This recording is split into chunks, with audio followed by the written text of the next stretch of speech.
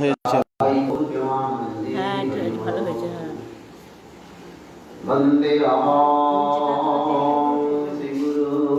সব দুনিয়ার আবর যাবর কাঠগুলো দেয়।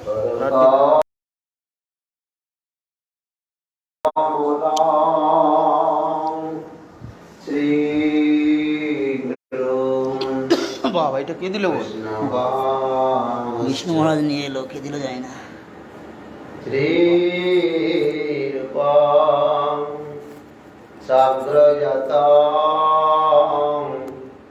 সগনা রঘুনাথামৃতম তাম সজীবম সাদ্বৈতম সাবধূতম পরিজন সহিতম কৃষ্ণ চৈতন্যদেবম শ্রী রাধা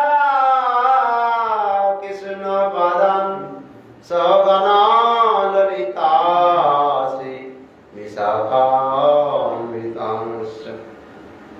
জ্ঞানতিমিরান্ধস্য জ্ঞানাঞ্জনশলাকয়া চক্ষুरुन्मीलितं येन तस्मै श्रीगुरवे नमः। श्रीब्रह्मोपाध्याय सरस्वते नमोस्तुते। श्रीगुरो गौरगन्धर्व गोविन्दो भक्तिजीविने आचार्याय विचार्याय वचर्याय तमोनुदे गीतांगाय रसंगाय नितिंगाय नमोस्तुते। सत्तम सेवकत्तम मानदत्तम भागिमिने शान्तदन्ताय खन्ताय महन्ताय नमो नमः।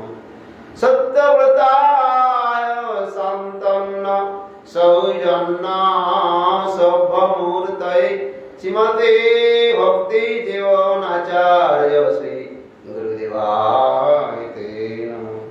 दीर्घं सौमवपुर्नवारुण वैर्वासस्तिरण्डामृतं दिव्यं श्रीगुरु गौरकीर्तन रसनान्दनमत्तं सदा श्रीगौरीयजतीन्द्रं भक्तिकमलं स्निग्धं सेवाविग्रहं वन्दे श्री मधुसूदनं गुरुवरं वेदान्तविद्यां नामं विष्णुपादाय कृष्णपृष्ठाय भूतले श्रीमते भक्तिसिद्धान्त सरस्वती नामिने शिवार्षभानुमि देवी दयिताय कृपाब्धये कृष्ण सम्बन्ध विज्ञान दायिने प्रभवे नमः। माधुर्य उज्ज्वल प्रेमाढ्य श्रीरूपानुग भक्तिदा श्री गौर करुणाशक्ति विग्रहाय नमस्ते। नमस्ते गौरवाणी श्रीमूर्तये दीनतारिणे श्रीरूपानुग विरुद्धाव सिद्धान्त दन्तहारिणे वंशाकल्पतरुभ्यश्च कृपा सिन्धुभ्यैव च पतितानां पावनेभ्यो वैष्णवेभ्यो नमो नमः।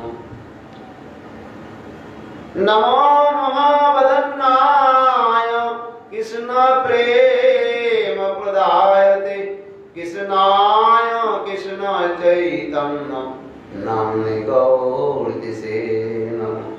अनार्पित चयं चिरात् करुणावतीर्ण कलौ समर्पयात मन्मथ जलरसं सभक्ति श्रियं हरे पुरट सुन्दर दूति कदम्ब संवित सदा हृदय कंदरे स्फुरतु सचिनां आजानुलम्बित भुजौ कनकावदातौ संकीर्तनैकपितरौ कमलायताक्षौ विश्वम्भरो द्विजवरो जुगधर्मपालो वन्दे जगत्प्रियकरो करुणावतारो। नमो त्रिकालसत्ताय जगन्नाथसुताय च सपुत्राय सभित्राय सफलत्राय ते नमः।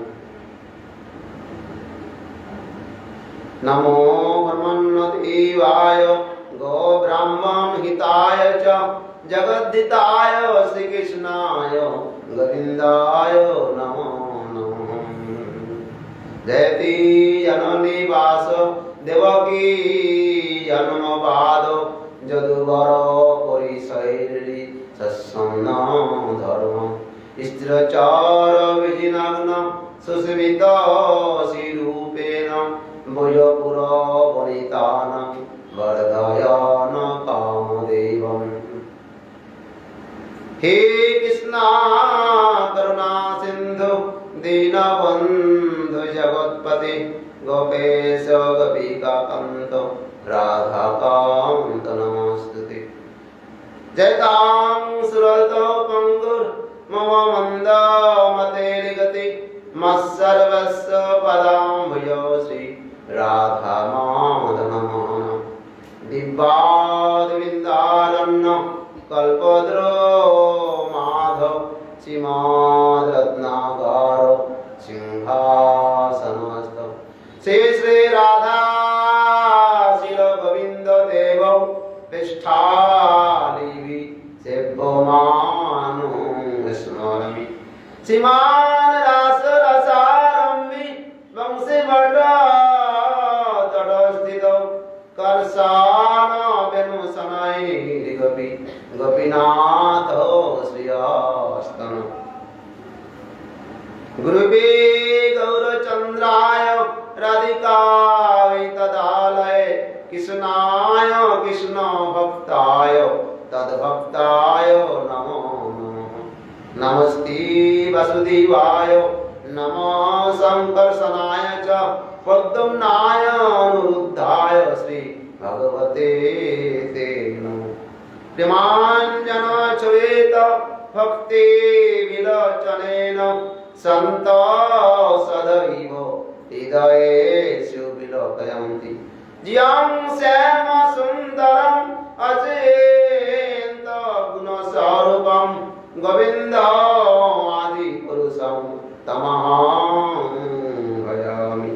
तमादिदेव करुणानिधानं तमालोकर्णं सुहितावतारम् अपार संसार समुद्र सेतुं भजामहे भगवत स्वरूपम्।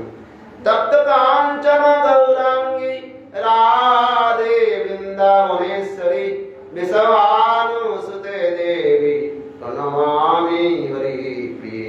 वृंदावै तुलसी देव्यै प्रियायै केशवस्य च विष्णु भक्ति प्रदे देवी सत्यवत्यै नमो नमः। श्री कृष्ण चैतन्य प्रभु नित्यानंद श्री अद्वैत गदाधर शिवासादि श्री गौर भक्त गोविंद। हरे कृष्ण कृष्ण कृष्ण हरे हरे हरे राम राम राम हरे हरे। हरे नाम एव केवलं कलौ नास्तेव गतिरन्यथा। नमस्ते नरसिंहाय प्रह्लादवल्लभदायिने हिरण्यकशिपुर्वक्ष शिलाटहंकर्णकालये। इतः नृसिंह परत नृसिंह जत जत जामि तत नृसिंह वैर्नृसिंह हृदय नृसिंहमादिं शरणं प्रपद्ये। नारायणं नमस्कृत्य नरं चैव नरोत्तमं देवीं सरस्वतीं व्यासं ततो जयमुदीरये। हरि बोल हरि हरि बोल हरि हरि बोल हरि।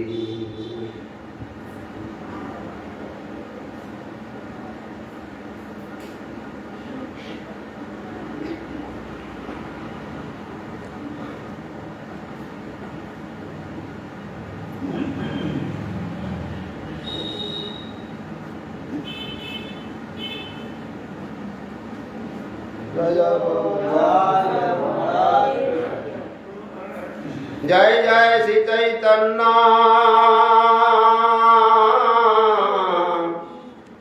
जय नित्यानंद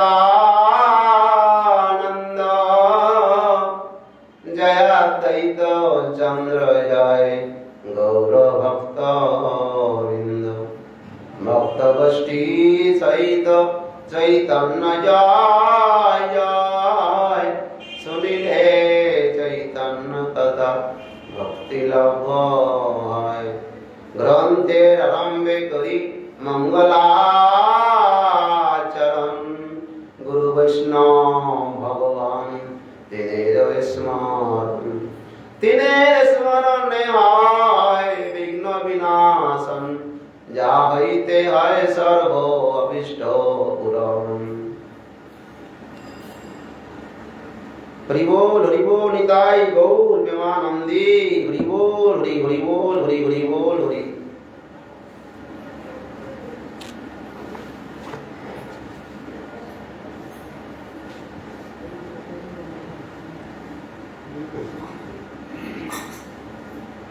ভগবানের দিব্য লীলা চলছে মানসিক লীলা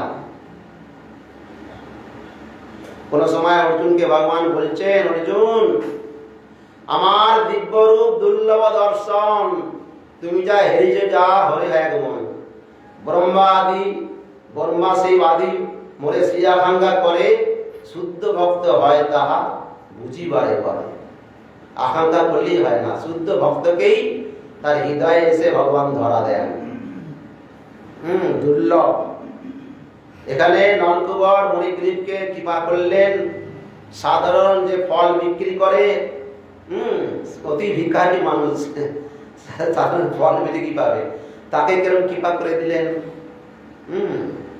আর যারা বড় বড় রাজা মহারাজা দুর্যোধন জরাসন্ধ শিশুপাল দন্তবক্র এরাও তো ভগবানকে দর্শন করেছেন ভগবানকে লাভ করেছেন কি ভগবানের সাথে বিদ্বেষ করেছেন হ্যাঁ সেই বলে গোয়ালার ছেলে গোয়ালা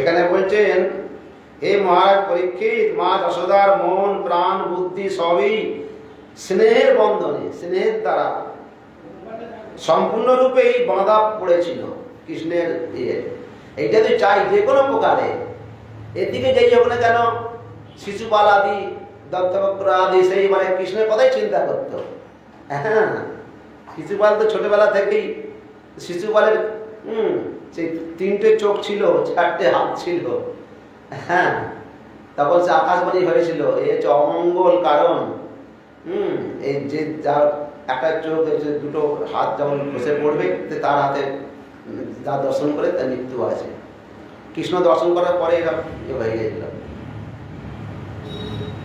তখন থেকে জানলো সবাই যে কৃষ্ণ পদ হবে তখন থেকে শত্রুতা কারণ কৃষ্ণের তো এখন তো মাসিমার ছেলে শিশুপাল দন্তবক্ররা কৃষ্ণের যে মাসিমার ছেলেরা এরা দুই এক মাসির ছেলে ও 1 মাসের ছেলে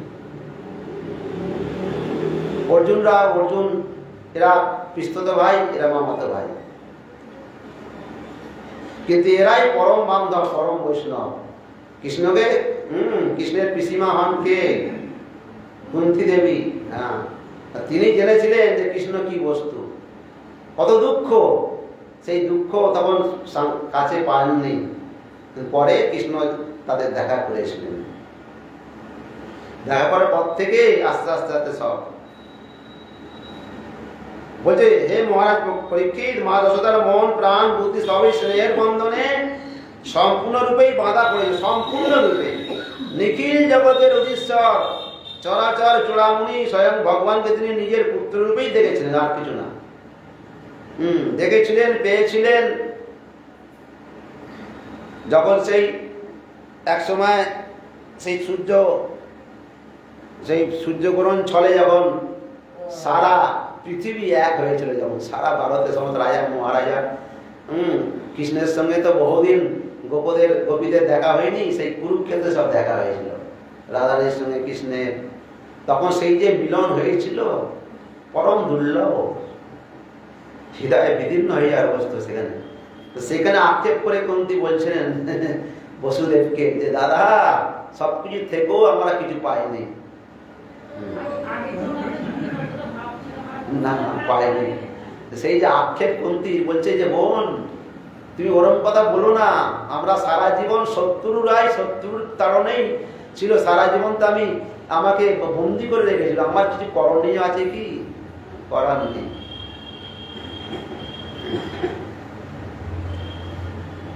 তিনি এইভাবে কৃষ্ণ বলরামকে কাছ থেকে ডেকে নিয়ে হাত ধরে বাড়ি নিয়ে এসে সমস্ত মাঙ্গলিক ক্রিয়াদি সাদরে যথাযথভাবে সম্পূর্ণ করলেন।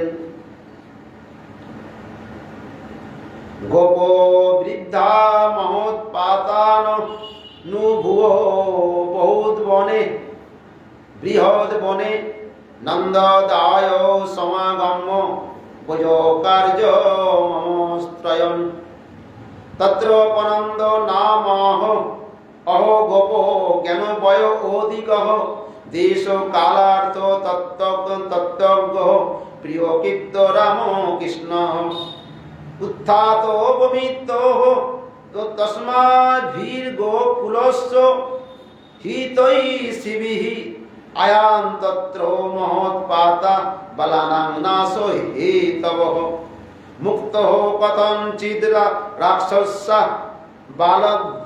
বালকো ঝসৌ হরের অনুগ্রহান্নু ন মনশ্চরপি নাপতৎ।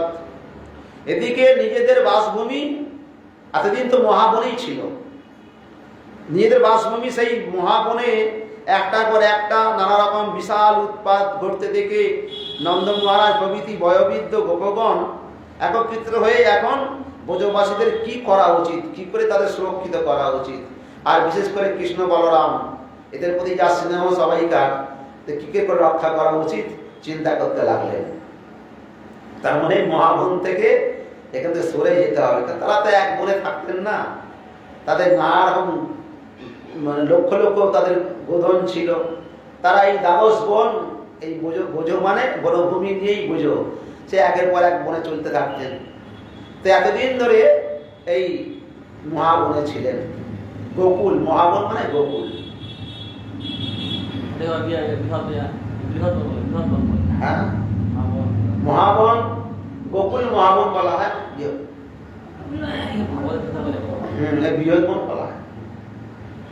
এদিকে এইভাবে সেই বিষয়ে যারা বয়স্ক, যারা নন্দ আদি উপনন্দ আদি আর সব আছে, বয়োবৃদ্ধ আছে, সেই বিষয়ে মন্ত্রণা করতে লাগলেন। তাদের মধ্যে উপানন্দ নামে একজন গোপ ছিলেন। তিনি যেমন বয়োবৃদ্ধ ছিলেন, বয়স্ক, তেমনি জ্ঞানও ছিল পরিপক্ক।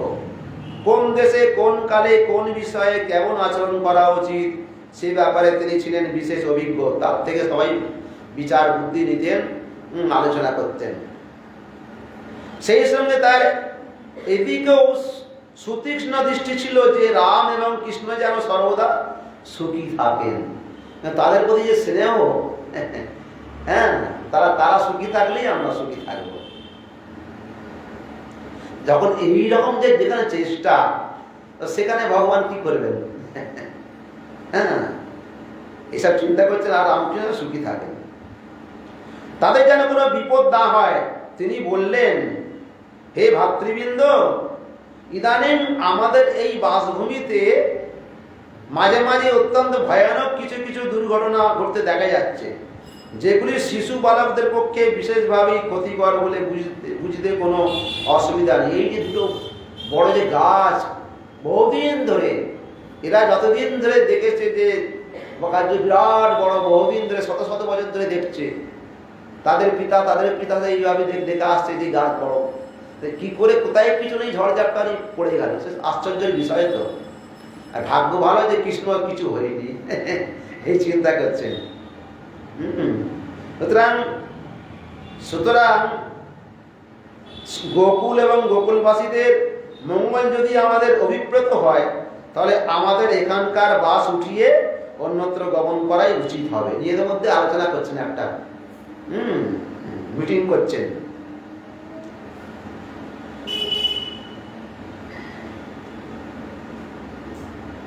এই তো আমাদের নন্দ মহারাজের ওই প্রিয় পুত্রটি প্রথমত শিশু, ঘাতনির রাক্ষসী পুতনার হাত থেকে কোন ক্রমে রক্ষা পেল। এসব গোকুলেই হয়েছিল।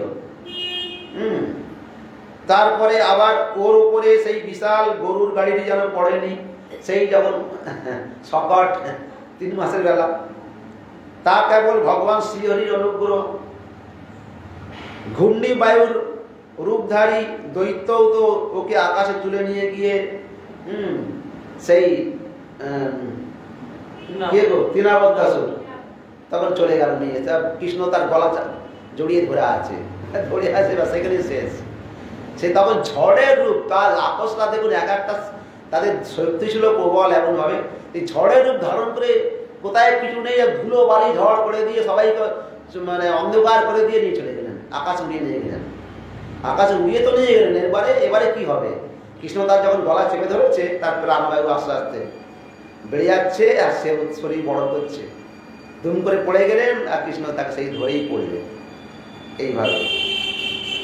এইভাবে তা কেবল ভগবান শ্রীহরির অনুগ্রহ।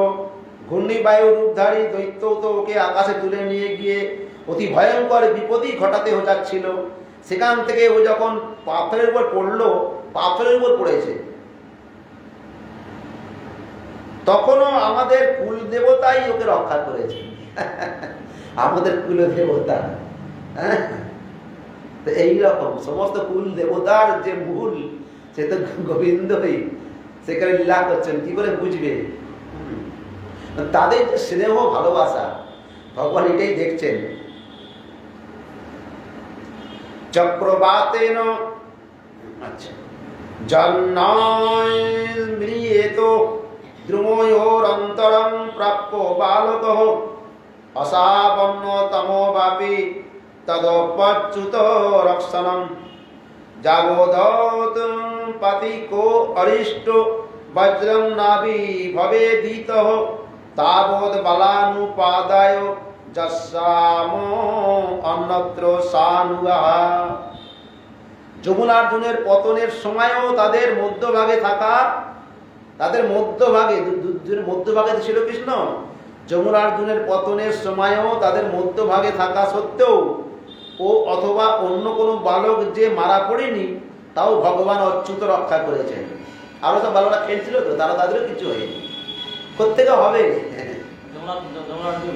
হ্যাঁ, যমুনা যখন পড়লো, যখন অর্জুন বৃক্ষ, অনেক বাচ্চারাও খেলছিল, তাদের কিছু হয়নি, তাদের পাশ থেকে সব পড়েছে আর কি, তাদের কোনো ক্ষতি করেনি। এ কথা বলছে কৃষ্ণ মধ্যিখানে আছে, দুটো মধ্যিখান দিয়ে টান দিয়ে যেত, সেইভাবেই তো পড়েছে। এ কথা বলছে। এখন এসবের বলছে এখন অচ্যুত রক্ষা করেছেন বলেই বুঝতে হবে। এখন এসবের চাইতো বড় কোনো মহা অনর্থ এসে আমাদের এই ব্রজ মানে গোধন সহ গোপগণের বসতি ভূমিকে ধ্বংস করে দেবার আগেই চলো আমরা আমাদের সন্তান সন্ততি এবং অনুচরদের নিয়ে অন্য কোথাও চলে যাই, যদি ভালো চাই। এই নিজের বক্তব্য রাখছে আর কি সবার সামনে। উপানন্দ আদি গোপগণ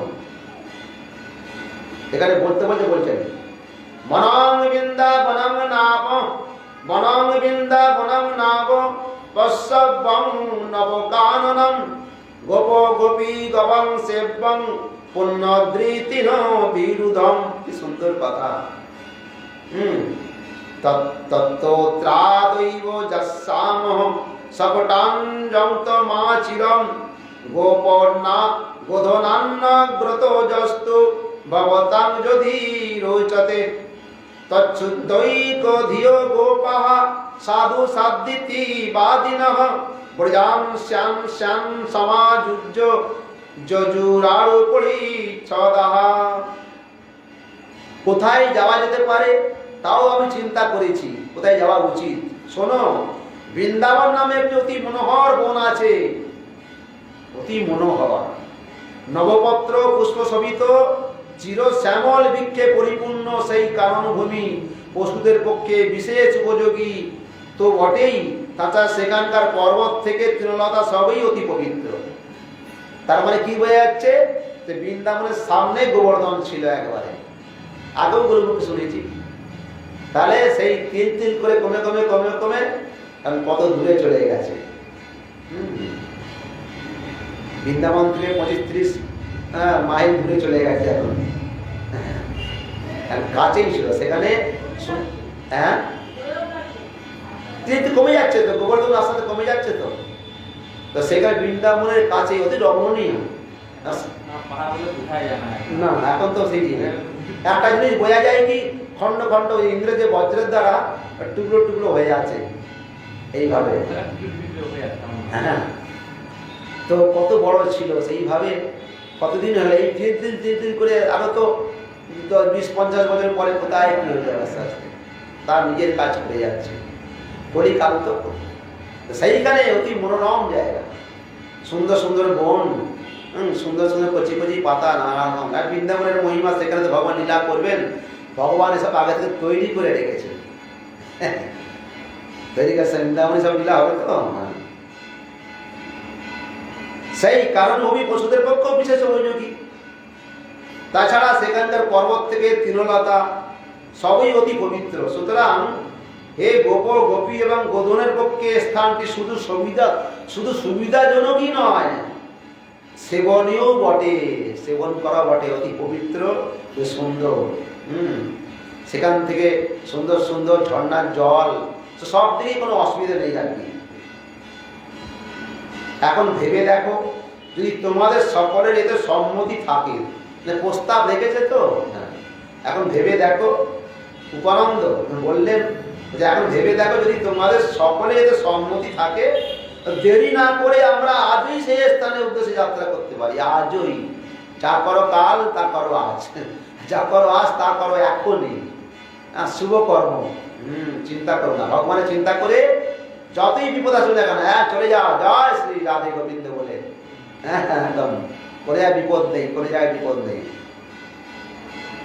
আবার মহাপ্রভু দেখালেন কি, মহাপ্রভু যখন চললেন, সাক্ষাৎ ভগবান আবার শিক্ষা দিচ্ছেন কি, হনুমানকে দর্শন করে চললেন। হনুমানকে, পরম ভক্ত হনুমান, মহাপ্রভু যখন দর্শনে গেলেন না, কিন্তু হনুমানকে দর্শন করে চলতেন। দেখা দেন যে ভক্তের কত মহিমা। আর ভগবানকে দেখুন, ভগবান দেখালেন ভক্তের মহিমা। সাধুগুরু বৈষ্ণবকে স্মরণ করে চললে আরো বেশি কৃপা হবে, এই হচ্ছে ব্যাপার। এখন ভেবে দেখো, তোমাদের সকলের মনে হয় চলো।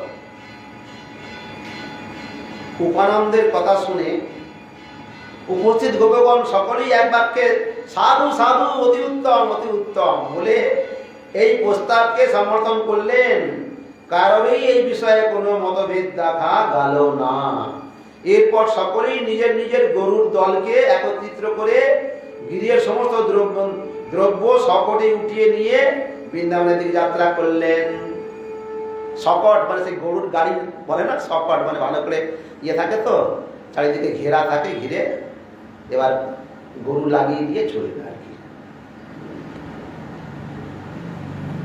কি সুন্দর! বিদ্যান বালান স্ত্রীয় রাজন সর্বপরান রানী চ অনহংসারপ্য গোপালা যত্তা আত্মসরাসনঃ গোধনানি পুরস্কৃত সিংহারান্না পরজু সর্বতঃ তুর্য ঘোষেন মহতাজুঃ সহ পুরোহিতঃ গোপরূঢ় রথা নূতন কুচ কুঙ্কুম কান্তয়ঃ কৃষ্ণ লীলাম জগুঃ প্রীতা নিষ্কণ্ঠ সুবাসসঃ তথা যশোদা রোহিণী নাবেকং সকটমাস্থিতে রে যতুঃ কৃষ্ণ রামাভ্যাং তৎকথাসব নসুক সুকে। তারপরে তারা বৃদ্ধ বৃদ্ধা, বালক এবং স্ত্রীলোকদের এবং সেই সঙ্গে যাবতীয় জিনিসপত্র গাড়িগুলিতে তুলে দিলেন সকটের উপর, এবং নিজেরা ধনুর্বাণ ধারণ করে তাদের সঙ্গে সঙ্গে সতর্ক হয়ে চলতে লাগলেন। বাঘ ভাল্লুক তো ছিলই, বনে জঙ্গলে, জঙ্গল তো খালি জঙ্গল। আজ থেকে 5000 বছর আগে কিরকম ছিল, এসব ছিল। নিয়ে চলতে লাগলেন, বয়স্কদের মায়েদের সমস্ত গাড়িতে তুলে দিয়ে পেছনে পেছনে ধনুর্বাণ নিয়ে চলতে লাগলেন।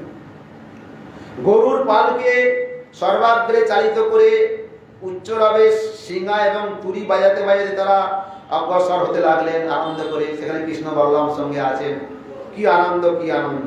তাদের সঙ্গে তাদের পুরোহিতগণ চলছিলেন, কেন পুরো সংসারটাই তো নিয়ে যাচ্ছে, সবাই তো থাকে সঙ্গে, সবাই পুরোহিতগণ, তাদের সঙ্গে তাদের পুরোহিতগণ চলছিলেন। গোপীগণ এই যাত্রা উপলক্ষে বিশেষ সাজসজ্জাও করেছিলেন। তারা বক্ষস্থলে নতুন কুমকুমের পত্ররেখা অঙ্কিত করে, গলায় সোনার হার এবং অঙ্গে শোভন বস্ত্র ধারণ করে রথে আরূঢ় হয়ে আনন্দিত মনে উচ্চৈস্বরে কৃষ্ণলীলা গান করতে করতে সেই সংঘবদ্ধ অভিযাত্রায় একটি বিশেষ শোভার সংযোজন ঘটিয়েছিলেন। কি সুন্দর দেখাচ্ছে, সুন্দরভাবে সেই বন্দী যখন যাচ্ছে, এবার একসঙ্গে যখন যখন আমরা নবীদের ধাম যখন পরিক্রমা হয়, তাহলে বিশেষ বিশেষ যখন ধানের ক্ষেত্র আসে না, একসঙ্গে লাইন দিয়ে কি সুন্দর যে দৃশ্য হয়, যখন ভিডিওতে তোলা হয় কেমন লাগে, সেরকম দৃশ্য আর কি। জঙ্গলের মধ্যে যে পথ আছে, পথ করে করে একসঙ্গে যদি হাজার হাজার যদি যাওয়া যায়, কি সুন্দর দৃশ্য দেখুন।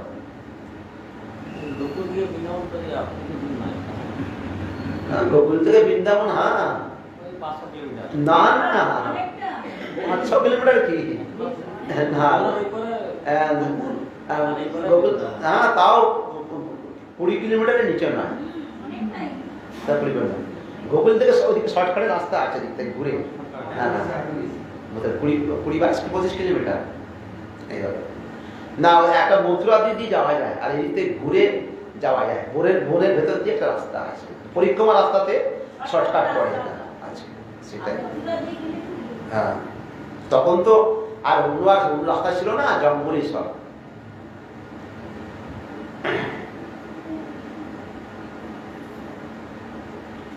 বৃন্দাবন অত্যন্ত মনোরম বন, সব ঋতুতেই সেখানে প্রকৃতি অনুকূল, ভগবান লীলা করবে যাতে তৈরি হয়ে আছে।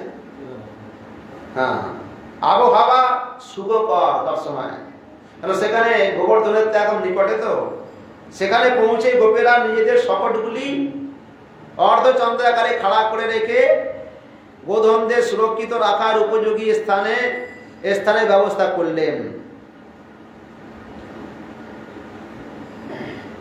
বৃন্দাবনং গোবর্ধনং যমুনা পুলিনানি চ বিক্ষাসীদুত্তমা প্রীতি রাম মাধবয়োর্নিপ এবং বয়োকসাম্পিতিং যচ্ছন্তৌ বালচেষ্টিতৈ কালো বাক্যৈ সকালেন বৎস পালৌ বহুবতুঃ অবিদূরে ভুজো ভূভুঃ সৌ গোপাল দ্বারকৈঃ চারয়ামাস তু বৎসান নানা ক্রীড়া পরিচ্ছদৌ কচ্চিদ বাদয়ত বেণুং ক্ষেপণৈ ক্ষিপত কচ্চিৎ পাদৈ কিঙ্কিণীভিঃ কচ্চিৎ কৃত্রিম গোবিষৈ বিষায়ো মানো নর্দন্তৌ যুযুধাতে পরস্পরম অনুকৃত্যেরিতৈর্যন্তুং শ্চেরতঃ প্রকৃতৌ যথা।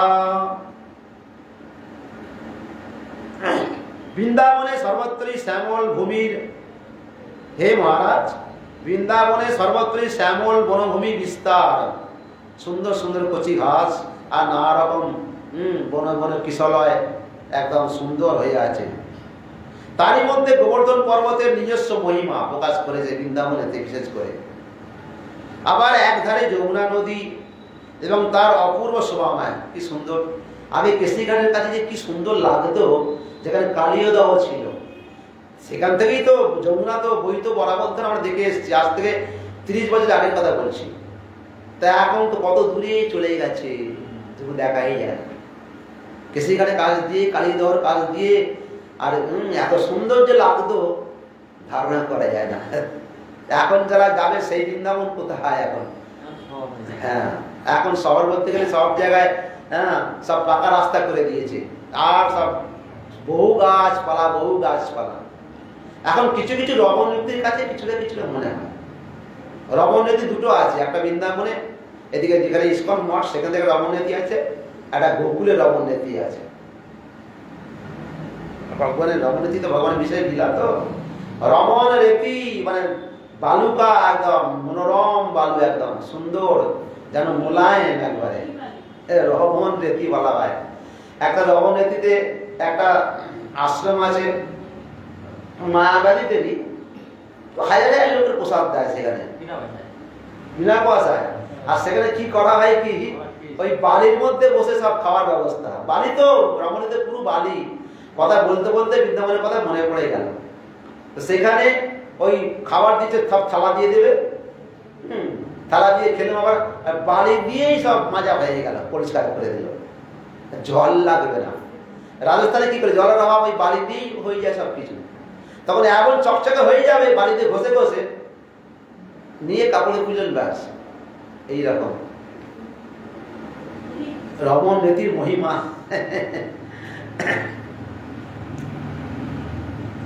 সেই কথা বলছে, বৃন্দাবন সর্বত্রই শ্যামল বনভূমির বিস্তার, তারই মধ্যে গোবর্ধন পর্বতের নিজস্ব মহিমা। আবার একধারে যমুনা নদী এবং তার অপূর্ব শোভাময় সৈকত সমূহ। এইসব দর্শন করে বলরাম এবং কৃষ্ণের মনে গভীর আনন্দ জন্মালো। ভগবান তো তৈরি করেছেন, হ্যাঁ, ভগবান তো এই ভক্তদের আস্বাদন করার জন্য তৈরি করে দিয়েছেন, তৈরি করে রেখেছেন। খালি ভগবান লীলা করবেন আর সেটা কি হবে না, হয়ে গেছে। সেখানে বলছে কৃষ্ণ আর বলরাম মনে গভীর আনন্দ জন্মালো। তারা প্রথম দর্শনেই বৃন্দাবনকে ভালোবেসে ফেললেন, সেটাই লীলা চলবে। এই নতুন বাসভূমিতে এসেও রাম এবং কৃষ্ণ তাদের বালক সুলভ আচরণ এবং মধুর কথায় ব্রজবাসীগণের আনন্দ বিধান করতে লাগলেন। ভগবানের কাজই তো আনন্দ দান করা, এখানে এসে বিশেষভাবে আনন্দ দান করতে লাগলেন। এর কিছুদিন পর যথাসময়ে তারা গোবৎস চারণের দায়িত্ব পেলেন। বালক 5 বছর ছিল, এবার 6 বছরে পা দেবেন, হ্যাঁ, তখন এবার গোচারণ করতে যাবে, এরকম পেলেন আর কি। অন্যান্য গোপবালকদের সঙ্গে মিলিত হয়ে তারা বহু রকমের খেলায় সরঞ্জাম নিয়ে ব্রজভূমির অনতি দূরে বাছুর চড়াতে যেতেন। বাচ্চারা 6 বছর থেকে বাছুর চড়াবেন। সেখানে গিয়ে তারা কখনো বাঁশি বাজাতেন, কখনো বা ক্ষেপণীর গুলির দ্বারা লস্ট্র আদি নিক্ষেপ করতেন। তখন থেকে মানে 6 বছর যখন বয়স থেকে, তখন থেকে সেই বাছুর গোচারণ করতে যাবেন আর কি। কখনো তারা তাহলে কৃষ্ণ কি লীলা করেছেন, গোচারণ লীলা করেছেন। তাদের গো কত কত তাদের প্রিয়, হ্যাঁ হ্যাঁ। ভগবান গো ব্রাহ্মণ হিতায় চ বলা আছে, হ্যাঁ, নমো ব্রহ্মণ্য দেবায় গো ব্রাহ্মণ হিতায় চ, এই জন্যই এসেছেন। কখনো তারা পায়ের নুপুরে তাল তুলে নিত্য ছন্দে মেতে উঠতেন, কখনো কাউকে গরু বা বাছুর সাজিয়ে তার সঙ্গে খেলায় রত হতেন। কখনো কখনো তারা নিজেরাই বিষ সেজে গর্জন করতে করতে নিজেদের মধ্যে যুদ্ধের অভিনয় করতেন। আবার কখনো ময়ূর, কোকিল, বানর প্রভৃতি পশু পাখির ডাক অনুকরণ করতেন। এগুলো তো লীলার সহায়ক ছিল তো, বাঁদর, নানা রকম পশু পাখি আর ময়ূর আদি, কোকিল আদি। বৃন্দাবনে তো প্রচুর আছে কোকিল, কোকিল থেকে তো মানুষের মন এমনি মোহিত হয়ে যায়। এসব নিয়ে ভগবান লীলা করতেন। এইভাবে সেই দুই অপ্রাকৃত পুরুষ সাধারণ প্রাকৃত বালকের মতন আচরণ বিচরণ করে বাল্যলীলার মাধুর্যময় প্রকাশ ঘটিয়েছিলেন। মাধুর্য লীলা। কদাচিৎ যমুনা তীরে বৎসং চারায়ত সকহি বয়স্যৈ কৃষ্ণ বালয়োর দীর্ঘাং সুদৈত্য আগমত তং বৎসরূপিণং বিক্ষ যথোথ গতং হরেহি দর্শয়ন বলদেবায় শনৈর্মুগ্ধ ইবা সদং সদৎ গৃহীতা পরপাদাভ্যং সহলং গুলমচ্যুত ভ্রমাবিত্বা কপিথাগ্রে প্রাণিনোদগত জীবিতম সকপিথৈ মহাকায় পাত্রমানৈ পপাতঃ। এই সময় একদিন যখন কৃষ্ণ এবং বলরাম নিজেদের প্রিয় সখাদের সঙ্গে যমুনার তীরে গৌবৎসদের নিয়ে চড়াচ্ছিলেন, তখন তাদের হত্যা করার উদ্দেশ্যে এক দৈত্য সেখানে উপস্থিত হলো। ভগবান শ্রীকৃষ্ণ দেখলেন যে সে একটি বাছুরের রূপ ধারণ করে বাছুরের দলের মধ্যে মিশে গেছে। বৎসাসুর বাছুরের রূপ ধারণ করে এসেছে। তিনি ইঙ্গিতে বলরামকে সেই দৈত্যকে দেখিয়ে দিয়ে নিয়ে যেন কিছুই বুঝতে পারেননি, বরং সেই হৃষ্টপুষ্ট বাছুরটিকে দেখে মুগ্ধই হয়েছেন। ভগবানের লীলা তো নাটক। এমন ভাব দেখিয়ে ধীরে ধীরে তার কাছে গেলেন এবং তারপর মুহূর্তের মধ্যে তার ল্যাজ সমেত পিছনের পা দুটি ধরে শূন্যে তুলে পাক দিতে থাকলে, পাক যখন দিচ্ছেন ঘোরাচ্ছেন, তখন তার প্রাণবায়ু আপনি বেরিয়ে গেছেন। কৃষ্ণ বৎসাসুর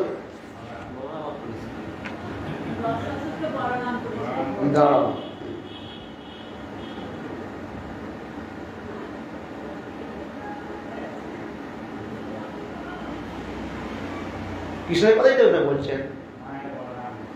আরে বাবা, কৃষ্ণের কথা বলছেন এখানে বৎসাসুরকে।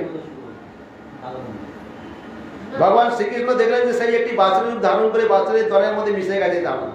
তিনি ইঙ্গিতে বলরামকে সেই দৈত্যকে দেখিয়ে দিয়ে নিজে যেন কিছুই বুঝতে পারেননি, বরং সেই হৃষ্টপুষ্ট বাছুরটিকে দেখে মুগ্ধই হয়েছেন। এমন ভাব দেখি ধীরে ধীরে তার কাছে গেলেন। কে গেলেন? কৃষ্ণ গেলেন তো নাকি? হ্যাঁ হ্যাঁ, বলরাম ধেনুকাকে বধ করেছেন। সেই গর্দবের রূপ ধারণ করে তাল বনে। হ্যাঁ, কাকে? হ্যাঁ, বলম মাস তো হয়ে গেছে অনেক আগে, তো আগেই বললেন। তার কেসি ঘাটে কেসি দৈত্যকে বধ করবে।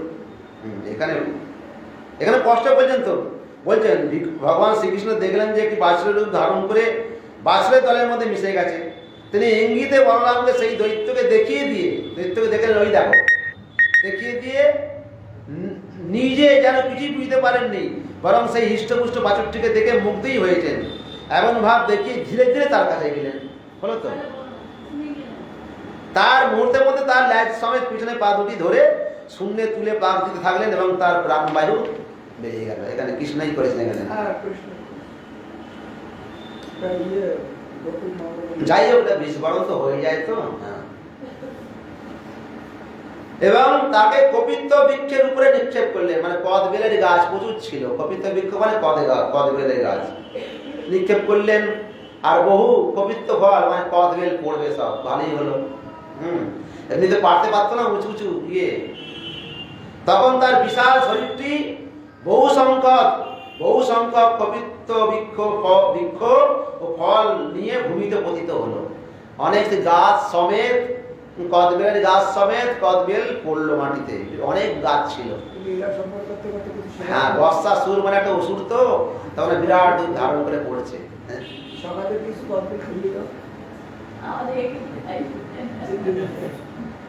কদবেলের কথা মনে পড়তে গেল, সেই ভক্তরাজ ধ্রুব, হ্যাঁ, তপস্যা করেছেন, প্রথমে কদবেল খেয়েছেন। হ্যাঁ, 3 দিন অন্ত হ্যাঁ, একদিন খেয়েছেন এইভাবে, 1 মাস এইভাবে। তারপরে দ্বিতীয় মাসে 6 দিন, তৃতীয় মাসে এবারে 12 দিন, এইভাবে করে করে পঞ্চম মাসে সেই একদম, হ্যাঁ, তারপরে সেই শুকনো পাতা খেয়ে গিয়ে প্রাণবায়ু তখন কুম্ভক করে ব্যাস ভগবান লাভ করলেন।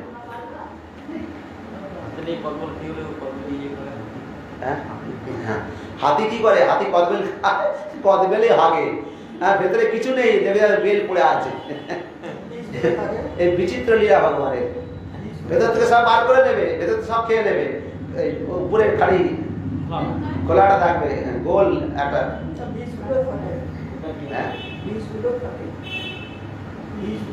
আরে কি থাকে এখানে? তো আর কি ছলনা হচ্ছে না, এখানে মূল কথা হচ্ছে কি থাকে না, এখানে কথা বলে যাচ্ছে। ভগবানের কি লীলা, কি লীলা, কি লীলা। তো বৎস পালকৌ ভূত্বা সর্বলোকৈক পালকৌ। সম্প্রাতো রাসো গোবৎসাংসা রয়ন্তো বিচেরতো সংসংবস্য কুলং সর্বে পায় ইসন্ত একদা গত্বা জলাশয়াভ্যাসং পায় ইত্যাপপুর্জলম তে তত্র দদিস্য বালা মহাসপ্তম অবস্থিতম তত্র সর্বযোভির্নং গরে সিংহমিবচ্যুতম সবৈবক নাম মহানুসুর বক রূপধিক অগত্য সহসা কৃষ্ণং তীক্ষ্ণ তুণ্ড অগ্রসদ বলি। তারপরে বকাসুর এসেছে এবারে। এই ব্যাপার থেকে অন্য যখন বহুশঙ্কর কপিত্ত বৃক্ষ ফল নিয়ে ভূমিতে পতিত হলো, এই ব্যাপার দেখে অন্যান্য গোপ বালকদের বিস্ময়ের আর সীমা রইল না। তারা তাদের প্রিয় সখা কানাইয়ের সাধুবাদ আর প্রশংসায় পঞ্চমুখ হয়ে উঠল। কৃষ্ণই করেছে। দেবতারাও পরম সন্তুষ্ট হয়ে পুষ্পবৃষ্টি করতে লাগলেন, কারণ দেবতারাও তো সেসব ভয়ে ভয়ে থাকতেন কখন কোন অসুর এসে আমাদের ইয়ে করবে। কারণ অসুররা তো সবাই ব্রহ্মার থেকেই বেশি, ব্রহ্মা শিবের থেকেই বর পেয়ে এই নানা রকম উৎপাত করতে থাকে। সে যে বাছুরের রূপ ধারণ করে এসছে তার নিজস্ব রূপ নয়, সেটা অসুর। সে মায়াতে সেই রূপ ধারণ করে এসছে যাতে কেউ না বুঝতে পারে, এসে সেইভাবে এসে আক্রমণ করছে। কখনো এই দেখো না বা বকের রূপ ধারণ করেছে, কোনো অঘাসুর অজগরের রূপ ধারণ করেছে, কখনো ঘোড়ার রূপ ধারণ করেছে। এইভাবে তারা আসছে একের পর এক। কংস পাঠাচ্ছে, কিন্তু মূর্খ কংসের একটু জ্ঞান নেই যে যারা যাচ্ছে আর তারা ফিরে আসছে না। হ্যাঁ, একটুকু বুঝতে পারছে না। তারা যখন বলছে যাও তোমরা এই দুজন কৃষ্ণ আর বলরাম শুনেছি তাদের কি বধ করবে, আমি পারবো পারবো পারবো না মানে দেবতাদের না কামিছে অনেক খাওয়াই, আর দুই বালককে পারবো না, তাই দুই গোয়ালার ঘরে হয়েছে পারবো। যাচ্ছে আর ফিরে আসছে না, এটুকু তো বুঝতে বাকি নেই, বারবার ধরে এরকম করছে। এইটাই তো অসুরদের, হ্যাঁ, তাদের অসুরত্বের এক ভাব, বুঝতেই দিচ্ছে না। ভগবান কি, ভগবান কৃষ্ণ নাম কি আকর্ষণ করে নিয়ে আসছে, নিয়ে এসে সেইভাবে উদ্ধার করছে। এটাও তাকে উদ্ধার করছে, টেনে আনছেন। ভগবানের মায়াতীত ছিল, আস্তে আস্তে আসছে। হে মহারাজ পরীক্ষিত, এ এক বিচিত্র লীলা। সর্বলোকের একমাত্র পালক দেহ দয়াশ্রয়ে রাম এবং কৃষ্ণ এখন গোবৎসদের পালক হয়েছেন। তারা সকাল সকাল উঠে প্রাতরাশের খাদ্যদ্রব্য সঙ্গে নিয়ে বেরিয়ে পড়েন। সকালবেলা খাবার সময় পেতেন না, খাবার দাবার নিয়ে বেঁধে দিতে পোল্লা করে চলতেন, গো চড়াতে হবে। তার কি অভাব ছিল? তাদের কি গোবৎস চড়াতে যেতে হবে, যেতেই হবে কি? কিন্তু না, খেলার ছড়ে যেতে হবে, একটা যেতেই হবে।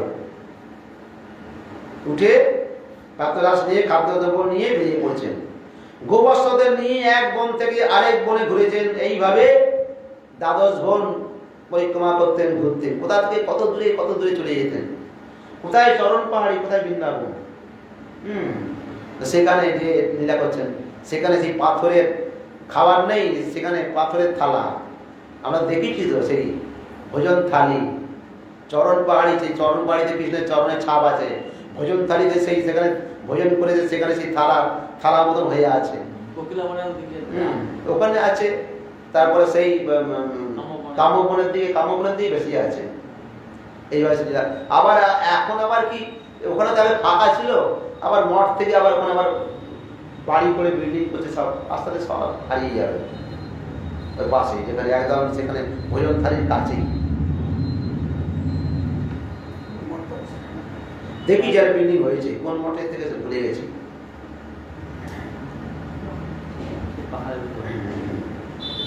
পাহাড়ের তলাতে। এরই মধ্যে কোনো একদিন সব গোপালক নিজেদের বাছুরের দলকে জল খাওয়ানোর জন্য এক জলাশয়ের ধারে নিয়ে গেল। প্রথমে বাছুরদের জল খাইয়ে তারপর তারা নিজেরাও জল পান করলো, মধুময় জল। হঠাৎ তারা দেখলো যে সেখানে একটি বিশালকার জীব রয়েছে, বিরাট রূপ তো ধারণ করে আছে। তাকে দেখে মনে হচ্ছিল যেন পাহাড়ের একটি চূড়াগুড়ি বজ্রাঘাতে ভেঙে সেখানে পড়ে রয়েছে। বক তপস্বী এক পা দাঁড়িয়ে চুপচাপ জলের ধারে দাঁড়িয়ে আছে, চুপচাপ, নড়ন চড়ন নেই।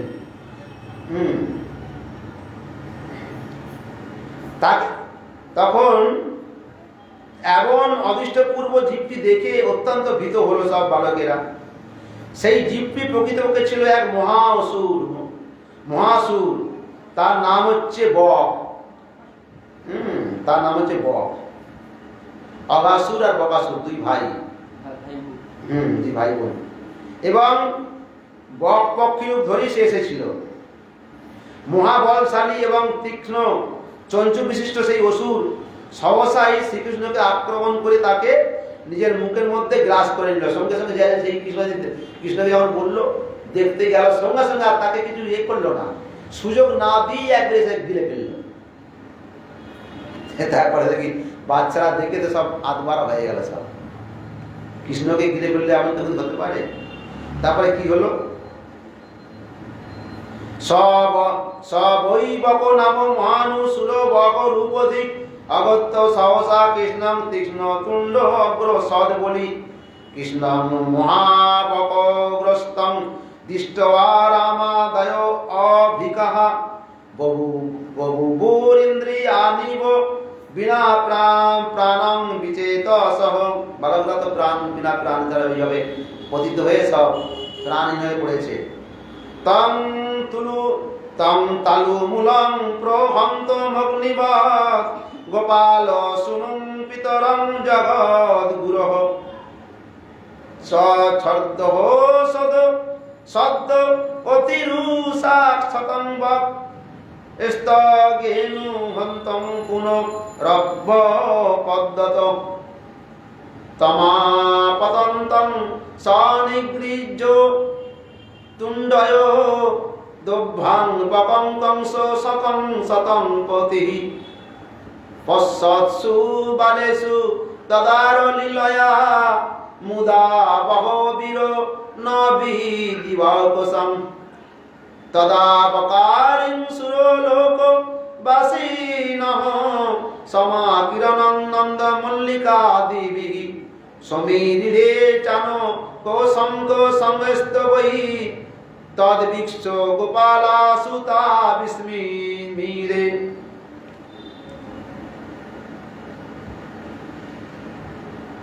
সেই জীবটি প্রকৃতপক্ষে ছিল এক মহাসুর। তার নাম বক। বক রূপী রূপ ধরেই সে এসেছিল। মহাবলী তীক্ষ্ণ চঞ্চু বৈশিষ্ট্য সেই অসুর সহসাই শ্রীকৃষ্ণকে আক্রমণ করে তাকে নিজের মুখের মধ্যে গ্রাস করে নিল, গিলে ফেলল।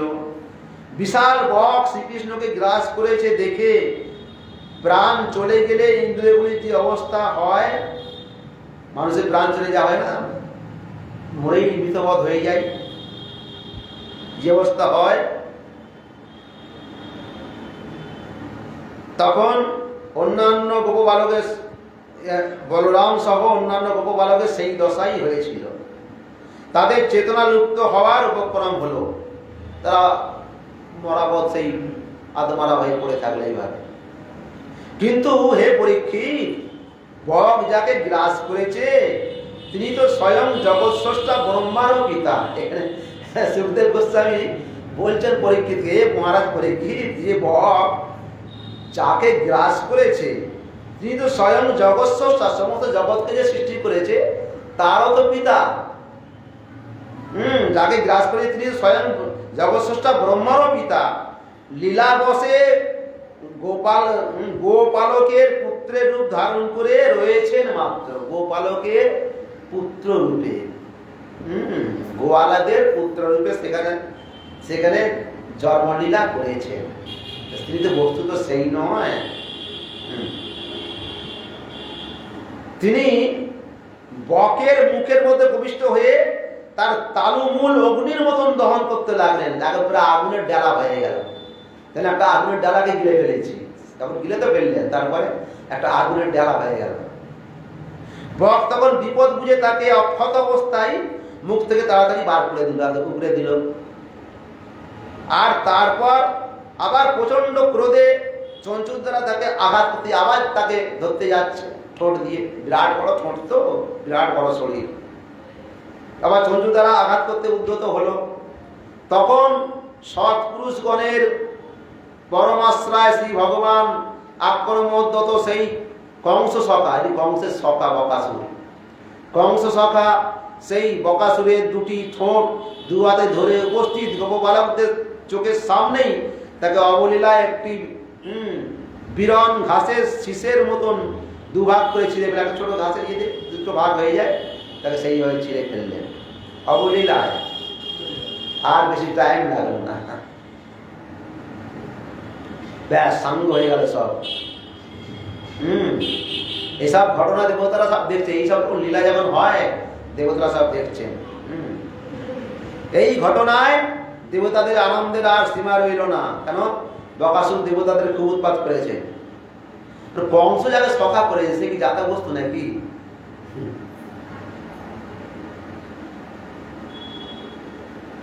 তদা বকারীসুর লোকবাসিনঃ সমাকিরণ নন্দ মল্লিকা দিবি সমীরে চানক সঙ্গ সমস্ত বৈ তদ্ভিক্ষ গোপালা সুতা বিস্মিস্মিরে মুক্তং বকা সাধু পলভ বালকা রামোদয় প্রাণ বিবিন্দৈ গণঃ স্তনাগতং তং পরিভব নিবৃতঃ পানিং বස්සন ভজো মৃত্যু তজ্জগুঃ সুত্রা তদ বিস্মিতা গোপা গোপাসাতি প্রিয়াদিতঃ প্রত্যাগত বিমুৎসুকা দৈ খন্তন তিসিতে খনঃ অহো বাতাস্য বালস্য বহব মিত্তবো অভবন অব্বাসীদ বিপ্রিয়ং তেষাং কিতং পূর্বং যত ভয়ম। বকাসুর শ্রী ভগবানের উপরে স্বর্গলোকবাসী দেবগণ নন্দন কাননের মল্লিকাদি পুষ্প বর্ষণ করতে লাগলেন সেখান থেকে, আকাশের থেকে। সেই কত আনন্দের দ্বারা, এবং জয় দুন্দবী শঙ্খ প্রভৃতি বাজিয়ে স্তোত্রাদি উচ্চারণ করে তার প্রসন্নতা সম্পাদনে নিরত হলেন। তারা ওখান থেকে আকাশ থেকেই নানারকমভাবে স্তুতি করে পুষ্প বর্ষণ করে পুরো একদম সুন্দরভাবে আনন্দ প্রদান করলেন। বকের মুখ থেকে মুক্ত শ্রীকৃষ্ণকে সুস্থ অবস্থায় নিজেদের কাছে ফিরে আসতে দেখে বলরাম সহ অন্যান্যরা গোপবালকদের অবস্থা হলো প্রাণের সঞ্চারে ইন্দ্র সমীহের মতন। এরা তো মূর্ছিত হয়েছিলেন, আর কিছুক্ষণ পরে যখন বককে যখন ধ্বংস করলেন তখন দু আধখানা করে চিড়ে ফেললেন। তারপরে যখন এদের প্রাণ ফিরে এলো, মূর্ছিত অবস্থায় ছিলেন, তখন দেখলেন যে এইভাবে পড়ে আছে। কৃষ্ণকে নিয়ে তারা খুব আনন্দ করছেন, কৃষ্ণকে জড়িয়ে ধরলেন, আনন্দ করছেন। বলরামও সেই অবস্থা হয়েছিল। বলরামও দেখ কৃষ্ণকে কত ভালোবাসেন, যে কৃষ্ণের হয়ে গেল ভাই।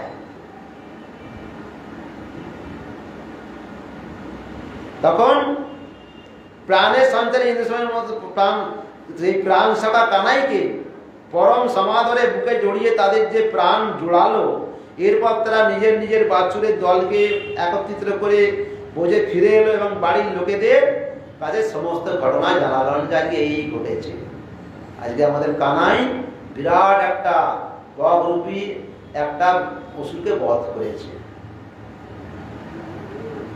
এই বকাসুরের বিবরণ শুনে গোপগোপীগণ একান্ত বিস্মিত হলেন। তাদের মনে হলো যে শ্রীকৃষ্ণ যেন সাক্ষাৎ মৃত্যুর মুখ থেকে ফিরে এসেছেন।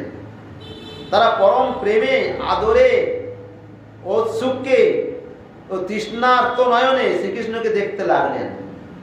অত বড় তাকে ঘিরে ফেলেছিল, যখন বলছে ঘিরে ফেলেছিল, সেখান থেকে আবার সেই রক্ষা পেয়েছে। আহা, এই একটি শিশুকে কতবার যে মৃত্যুর মুখে পতিত মুখোমুখি হতে হলো। দেখুন কিরকম, কতবার কৃষ্ণরই সব ঘটছে একের পর এক। কিন্তু আশ্চর্য এই যে যারা আর ক্ষতি করতে চেয়েছে তাদের নিজেদেরই অনিষ্ট হয়েছে। কারণ তারাই তো নিজে থেকে পরে সর্বনাশ করতে এসেছিল। এত করে সর্বনাশ করে নিতে ক্ষতি হবে কেন?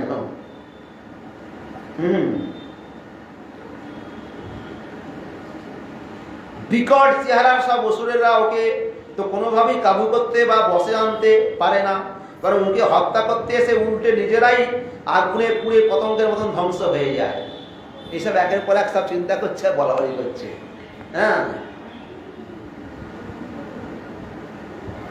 অতাপোভিভবন্তেন্নং নৈবতে ঘোরদর্শনঃ জিঘ্রাং সৈন্য মাসাদ্য না সন্তগ্ন পতঙ্গবৎ অহো ব্রহ্ম বিদাং বাচো না সত্যাং সন্তি করহিচিৎ গর্গ যদাহো ভগবানম্ব ভাবি তথৈব তৎ ইতি নন্দাদয় গোপাঃ কৃষ্ণ রাম কথং মুদা কুর্বন্ত রম মানশ্চ নবীন নবীন্দন ভব বেদনাম।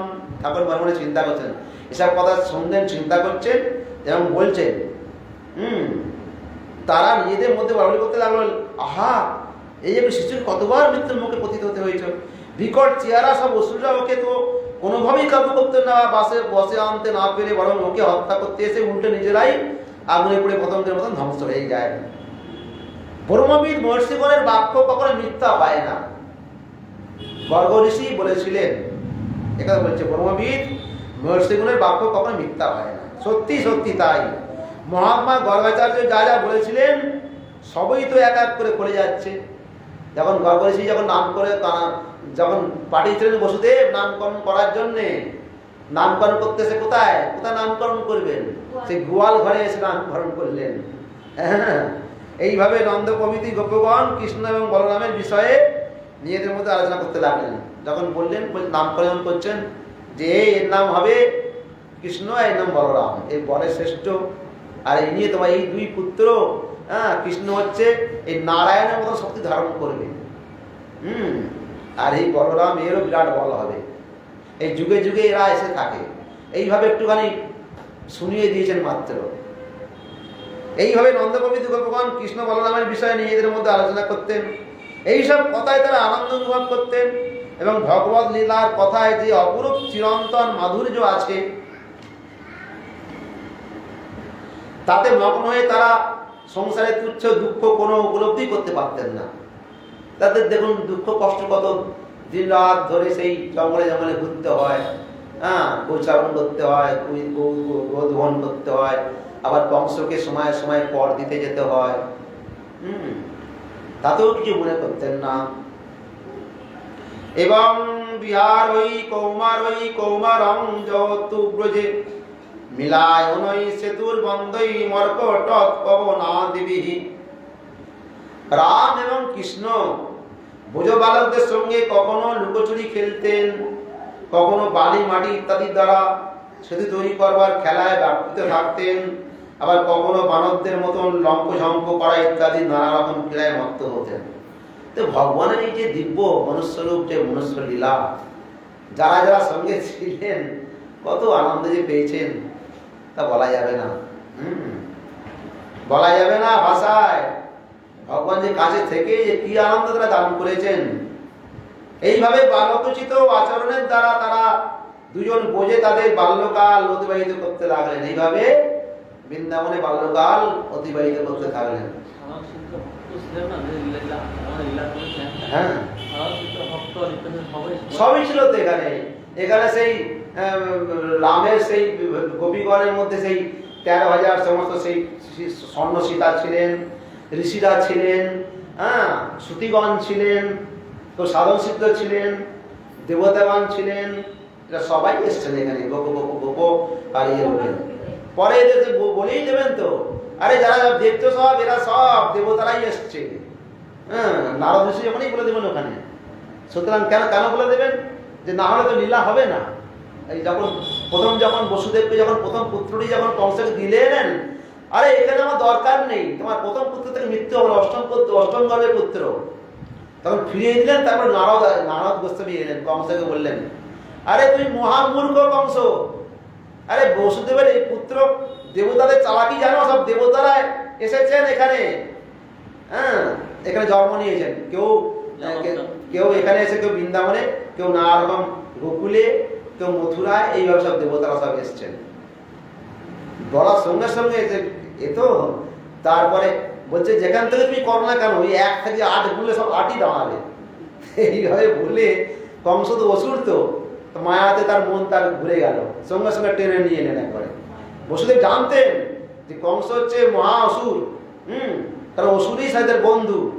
তো কখন কি হয় ভয়ে ভয়ে থাকতেন, তখন ডেকে এনে তখন তাকে আষাঢ় মেনে মেনে ফেললেন। নারদ গোস্বামী কি কাজ ঠিক করেননি কি জানেন? এরকম করলে শীঘ্রই ভগবান আসবেন। কারণ ভগবান আসতে হবে কোনো মানে নেই, ভগবান করতেও অন্যথা করতে পারেন না, ভগবান এগুলো দায় পড়েনি। তো এরকম করলে অত্যাচার হলে শীঘ্রই ভগবান আসবেন। এই হচ্ছে ভগবানের বিচিত্র লীলা। তো এইভাবে তারা যে ছিলেন তাদের সঙ্গে দিব্যলীলা করেছেন। দেখ আজকে এই পর্যন্ত থাক। ইতি শ্রীমদ্ ভাগবতে মহাপুরাণে পরমাংসাং সংগীতায়াং দশম স্কন্ধে পূর্বার্ধে বৎস বপ বদ নামৈকাদশ অধ্যায়। পঞ্চাকল্পতরুভ্যশ্চ কৃপা সিন্ধুভ্যেব চ পতিতানাং পাবনেভ্যো বৈষ্ণবেভ্যো নমো নমঃ। আজকে বক উদ্ধার হলো, বৎসাসুর উদ্ধার হলো। কালকে তখন শুনবে যে আমার মারা গেছে, বকাসুর দুজন তো ভাই বোন, তো মারা গেছে শুনেছে, এবার অকাসুর আসবে। অকাসুর আসবে মানে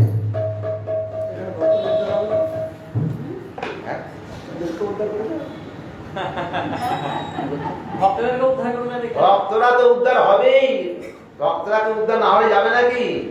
যে কোনো প্রকারে যে ঠিক মতন যদি ঠিক চলে, ঠিক মতন, হ্যাঁ, এইগুলোকে সে গরু যেরকম জাবর খায় না, এইভাবে সেগুলোকে জাবর খাওয়ার মতন করে সেই সবসময় সেইভাবে জাবর খাওয়ার মতন জাবর কাটতে হবে।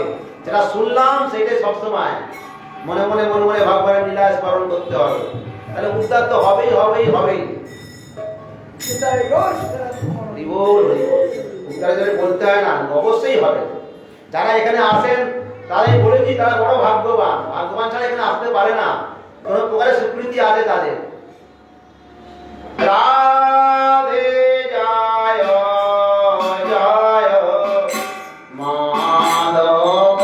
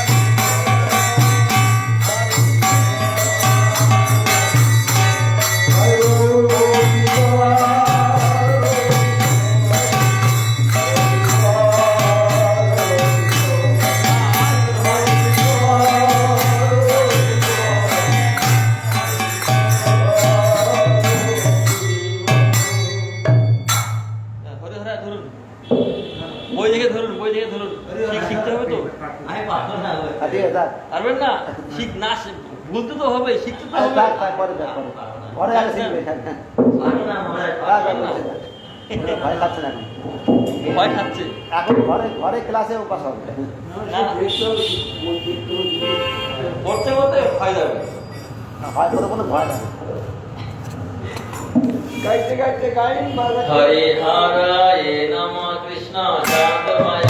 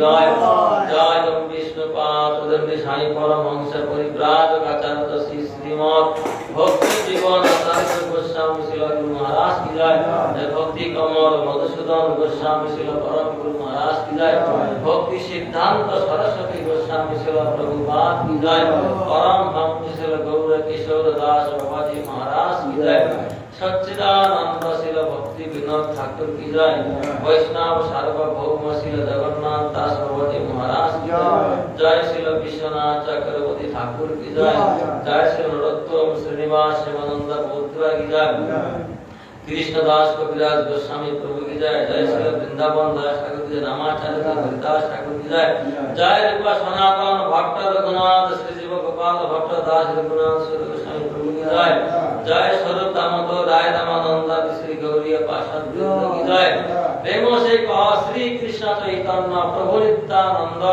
শ্রী অদ্বৈত গদাধর শ্রীবাসাদি শ্রী গৌর ভক্ত বৃন্দ চারি ধাম কি জয় চারি সম্প্রদায় কি চারি আচার্য বৃন্দ কি জয় গ্রন্থরাজ শ্রীমদ্ ভাগবতম কি জয় তুলসী মহারাজ কি জয় কল্পতরু কি জয় জয় চাতুর্মাস ব্রত কি জয় দামোদর ব্রত কার্তিক ব্রত নিয়ম সেবা পূজা ব্রত কি জয় শ্রী কৃষ্ণ চৈতন্য মঠ কি জয় তদে শাখা সমূহ মঠ কি জয় জয় পরম পূজ্যপাদ যোগী স্বামী শ্রী শ্রীমৎ ভক্তি প্রসূন বর্ম মহারাজ কি জয় জয় পরম পূজ্যপাদ যোগী স্বামী শ্রী শ্রীমৎ ভক্তি চরণ সাগর মহারাজ কি জয় জয় পরম পূজ্যপাদ যোগী স্বামী শ্রী শ্রীমৎ ভক্তি সুরিত সজ্জন মহারাজ কি জয় জয় পরম পূজ্যপাদ যোগী স্বামী শ্রী শ্রীমৎ ভক্তি কারুণ্য মাধব মহারাজ কি জয় মনের সন্ন্যাসী ব্রহ্মচারী বৃন্দ কি জয় অনন্ত কোটি বৈষ্ণব বৃন্দ কি জয় ভগবান হরিনাম কি জয় সমাগত ভক্ত বৃন্দ কি জয় জয় জয় নিতাই গৌর প্রেমানন্দে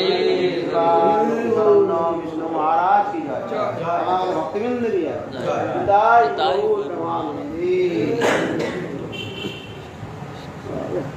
हे मां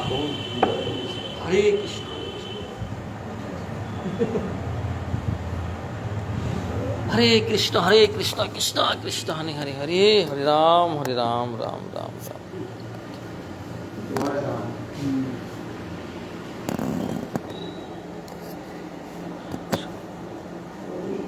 সন্তোষবাবু দেখছে গো আমাদের পাঠ সন্তোষবাবু দেখছি সন্তোষ হ্যাঁ সন্তোষ দেখছি আমাদের পাঠ